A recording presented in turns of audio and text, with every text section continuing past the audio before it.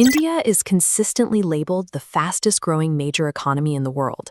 Yet, for the average salaried worker, that macroeconomic boom feels invisible.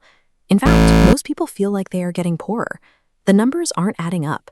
You might see a standard 5 to 10% bump in your paycheck each year, but your rent, gym membership, and daily commute are jumping at a much steeper rate. Your income is climbing the stairs, while your expenses are taking the elevator. The government maintains that inflation is hovering at a manageable 4 to 6%, but that official metric is built on a formula that obscures the actual financial pressure facing the middle class. Living in an economic powerhouse means very little if the underlying mechanics of the system are actively shrinking your individual purchasing power. To understand why the data feels so disconnected from your wallet, you have to look at the Consumer Price Index, or CPI. This is the official mathematical formula the government uses to calculate national inflation by tracking price changes across nearly 300 specific items. But here is how that basket is actually packed. A massive 46% of the entire index is weighted heavily on basic food items, things like rice, wheat, and onions. That heavy weighting exists to manage severe poverty. If the price of onions spikes, governments lose elections. Massive state subsidies are poured in to keep those basic food costs stable, which keeps the official inflation number looking healthy. This chart shows the problem for everyone else. While half the index monitors food, middle-class lifelines like education and healthcare are squeezed into a tiny fraction. School fees or hospital stays can surge 15%, but because onion prices remain flat, the government reports inflation is under control. The math is designed for poverty management. This makes it a useless indicator for tracking the actual cost of living for a salaried professional. The same suppression tactic is happening at the petrol pump. While you pay a subsidized rate, the global cost of crude oil has nearly doubled.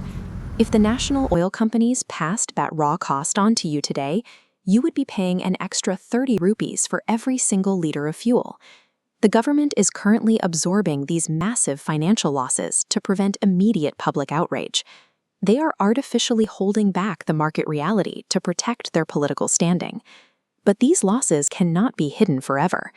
When the subsidies are eventually removed, the resulting spike in transportation costs will instantly inflate the price of every single product delivered to your door. The massive cost of subsidizing fuel is just one symptom of a country buying more from the world than it sells.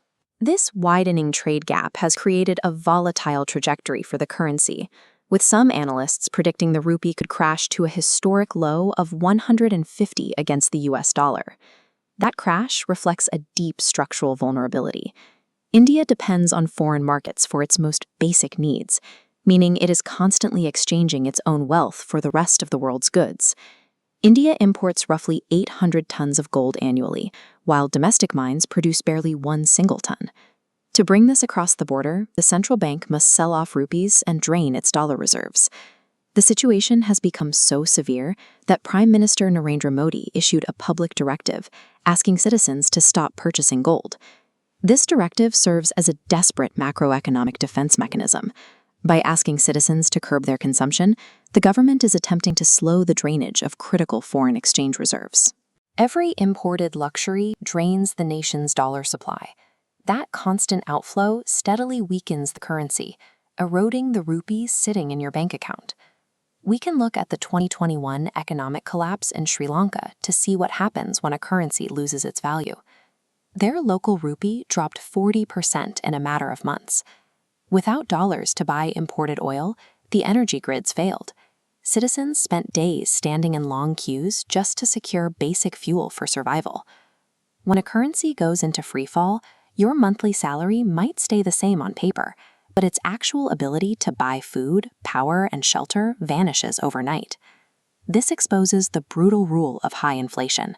Physical assets rise in value, while cash savings rapidly lose their worth. This reality has warped the real estate market. Developers are largely abandoning middle-income housing to focus on ultra-luxury projects. Wealthy investors buy up these units simply to park their cash and shield it from devaluation. This hoarding mechanism skyrockets property values, locking the salaried class out of home ownership. Add the threat of AI automation to the mix. The secure, white-collar jobs that middle-class workers rely on to pay these escalating rents are the very roles most vulnerable to being eliminated. The traditional playbook, Working a steady job and saving cash for a house is now a mathematical trap. Surviving this reality requires a radical shift in how you protect your wealth.